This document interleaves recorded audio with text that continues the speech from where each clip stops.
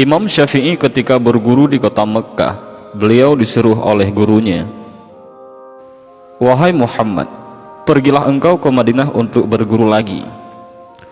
Karena sesungguhnya ilmuku sudah habis, semuanya sudah kuajarkan padamu." Imam Syafi'i menuruti gurunya itu dan berpamitan kepada ibunya. Berkatalah ibundanya, "Nak, pergilah engkau menuntut ilmu di jalan Allah. Kita ketemunya nanti di akhirat." Maka Imam Syafi'i pun berangkat ke Madinah mencari guru untuk belajar. Saat itu usianya masih sangat muda. Di Madinah, beliau berguru kepada Imam Malik. Tak butuh waktu lama bagi Imam Syafi'i untuk menyerap ilmu dari Imam Malik sehingga semua orang terkagum-kagum dibuatnya. Termasuk sang guru yang pada saat itu merupakan ulama tertinggi di Madinah, tampuknya kutub Hijaz, yaitu Imam Malik. Imam Syafi'i menjadi murid kesayangan Imam Malik. Selesai belajar di Madinah, Imam Syafi'i masih melanjutkan pencarian ilmunya ke Irak. Irak saat itu juga merupakan salah satu kutub ilmu se-Islam selain Madinah, karena di sana ada Imam Abu Hanifah dan murid-murid beliau. Jadi, pada masa itu terdapat dua kutub ilmu Islam, yaitu kutub Hijaz di Madinah, yang mana Imam Malik sebagai maha gurunya, dan ada kutub Baghdad, di mana Imam Abu Hanifah sebagai maha gurunya. Berangkatlah Imam Syafi'i mengembara ke Irak, dan Imam Syafi'i menimba ilmu di sana kepada murid-muridnya Imam Abu Hanifah atau Imam Hanafi. Meski sudah banyak menyerap ilmu di Irak, Imam Syafi'i belum ingin pulang karena belum ada panggilan dari ibundanya. Di Irak, Imam Syafi'i berkembang menjadi murid yang terkenal sangat pintar dan tercerdas, sehingga dalam waktu singkat beliau sudah diminta untuk mengajar. 1 murid, 2 murid, 3 murid, sampai ribuan murid berbondong-bondong datang untuk berguru kepadanya. Hingga ia pun menjadi ulama besar yang terkenal ke seluruh penjuru Irak hingga Hijaz pada waktu itu. Ketika musim haji datang, ibunya Imam Syafi'i selalu menunaikan haji. Suatu ketika di musim haji di Masjidil Haram, ada sebuah pengajian besar yang mana pengajiannya dipimpin oleh seorang ulama besar dari Irak. Ulama besar dari Irak ini dalam ceramahnya sebentar-bentar berkata, "Qala Muhammad bin Idris Asy-Syafi'i, qala Muhammad bin Idris Asy-Syafi'i," telah berkata Muhammad bin Idris Asy-Syafi'i. Ibundanya Imam Syafi'i yang juga turut mendengar pengajian itu bertanya-tanya, "Muhammad bin Idris Asy-Syafi'i yang disebut guru besar itu Muhammad bin Idris Asy-Syafi'i yang mana?" Karena Muhammad adalah anaknya dan Idris adalah nama suaminya.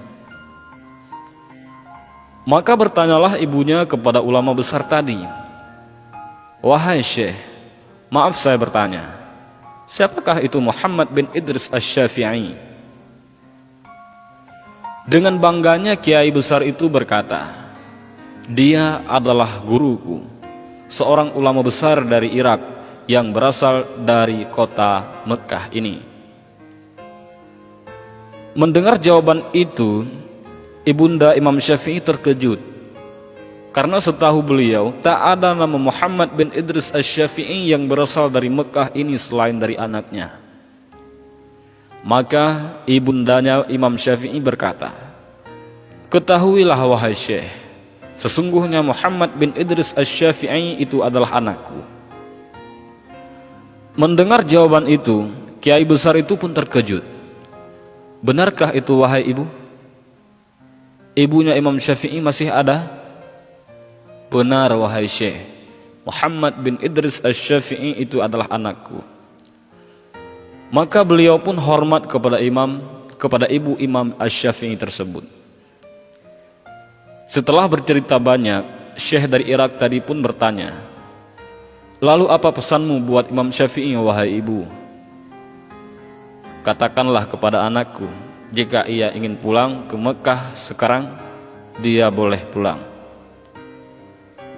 Setelah sampai ke Irak, maka pesan pun disampaikan kepada Imam Syafi'i. Wahai Imam, ibumu berpesan, jika Imam ingin pulang ke Mekah sekarang, Imam boleh pulang. Maka Imam Syafi'i pun bergegas ingin pulang. Sudah sangat rindu kepada ibunda tercintanya. Namun di sisi lain, masyarakat Irak begitu berat melepaskan sang imam. Namun dengan berat hati dan perasaan penuh haru, mereka pun rela melepaskan Imam Syafi'i untuk pulang. Karena mereka sudah sangat mencintai kepada Imam Syafi'i, dan Imam Syafi'i merupakan ulama besar. Maka saat Imam Syafi'i ingin pulang, mereka banyak sekali memberikan bekal kepada Imam Syafi'i. Di antaranya banyak ia memberi onta hingga Imam Syafi'i mendapatkan ratusan unta, yang mana masing-masing unta terdapat isi bekal dan kekayaan di punggungnya. Imam Syafi'i terkejut melihat begitu banyaknya bekal yang diberikan kepadanya. Hampir semua orang Irak memberi bekal. Imam Syafi'i pun pulang menuju Mekah, dikawal oleh beberapa orang muridnya berikut ratusan ontanya. Sesampainya di pinggiran kota Makkah, Imam Syafi'i menyuruh salah seorang muridnya untuk menemui ibunya dan mengabarkan bahwa Imam Syafi'i sudah hampir sampai ke Mekah. Muridnya pun mendatangi rumah ibunda Imam Syafi'i dan mengetuk pintu. Setelah dibuka, ibunya bertanya, "Siapa engkau?" "Saya murid Imam Syafi'i," jawab murid Imam Syafi'i itu. "Ada apa?" tanya ibunya. "Imam Syafi'i sedang dalam perjalanan pulang ke sini, Bu, dan sekarang sudah berada di pinggiran kota Mekah," jawab muridnya lagi. "Apa saja yang dibawa Syafi'i?" tanya ibunya. Si murid tersebut dengan bangganya menjawab, "Imam Syafi'i datang dengan membawa ratusan unta dan harta." Berharap ibunya Imam Syafi'i menjadi senang dan saat mendengarnya. Bukannya senang, ibunya Imam Syafi'i malah marah. "Syafi'i membawa ratusan unta? Aku menyuruh berkelana bukan untuk mencari dunia. Katakan kepada Syafi'i bahwa dia tidak boleh pulang ke rumah," tegas ibunya sambil menutup pintu dengan marah. Dan murid Imam Syafi'i pun terkejut. Maka dengan perasaan yang serba salah, murid tersebut menyampaikan pesannya kepada Imam Syafi'i. Ketika mendengar pesan tersebut, Imam Syafi'i gemetaran ketakutan. Imam Syafi'i pun memerintahkan kepada muridnya untuk mengumpulkan warga miskin yang ada di kota Mekah. Lalu semua unta berikut hartanya diberikan kepada warga Mekah hingga tak tersisa. Yang tersisa hanya kitab saja.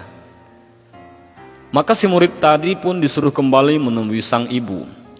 Sesampainya di rumah, murid tadi menceritakan kepada sang ibu yang bahwa semua unta dan hartanya sudah dibagikan kepada warga Mekah, dan yang tersisa hanya kitab dan ilmunya saja.